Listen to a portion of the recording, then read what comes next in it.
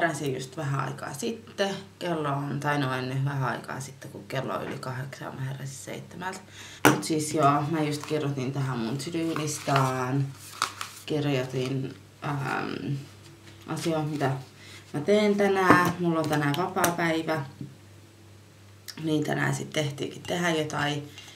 Ja sitten, joo.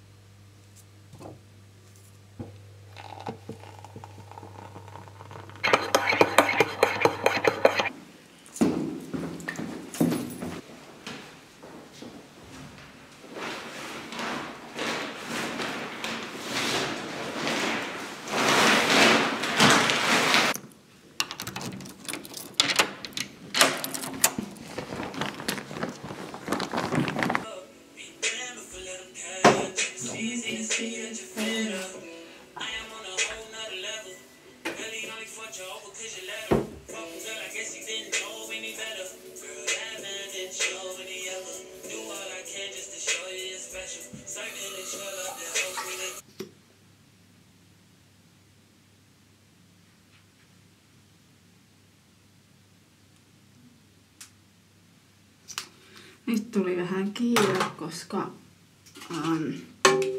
kello onkin jo kohta varmaan tässä on. Mä saan nyt 10:01, niin tässä on nyt tullut vähän kiire. Mä vielä suoristan äkkiä hiukset, sit pitää hakea pyykit.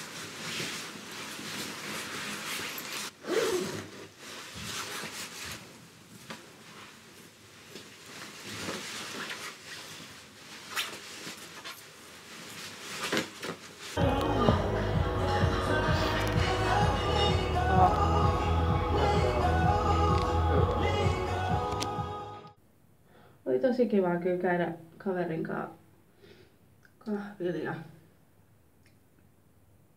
tuolistu iltaan, pelattiin Unoa. Unoa me yleensä aina kun me mennään tonne Friendiin, niin sitten se on sen niinku vähän niinku pubbi-tyyppinen paikka tää Kotkas. Ja sinne voi niinku mennä kahville tai yhille tai ihan mitä haluu. Ja me istuttiin siellä pari tuntia. Mä koitin kovata, tai varmaan näittekin, ja mä kuvasin sieltä vähän, mutta oikein mä vaan saa kuvata ihmisten ilmoillaan.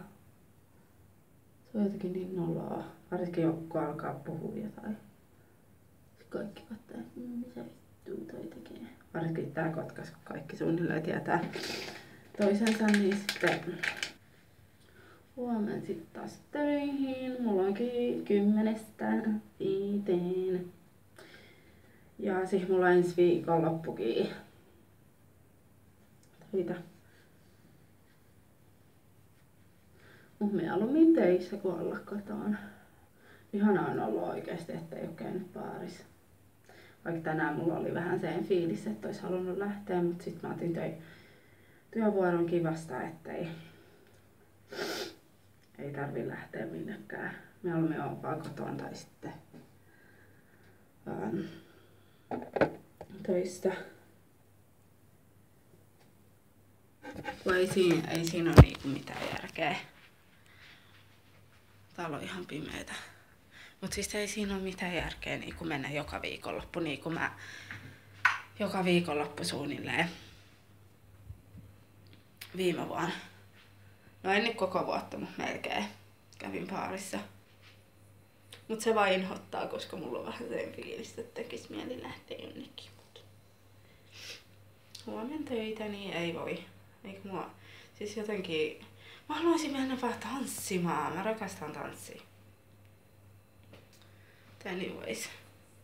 Mä syön nyt jotain, siis mä editoin videoa vielä ja laitan videon tupeen ja joo. Jos tykkäsitte tästä videosta, niin painakaa peukkuu ylös. Ja mulla on myös Insta. Se löytyy tuolta alhaalta ja blogi.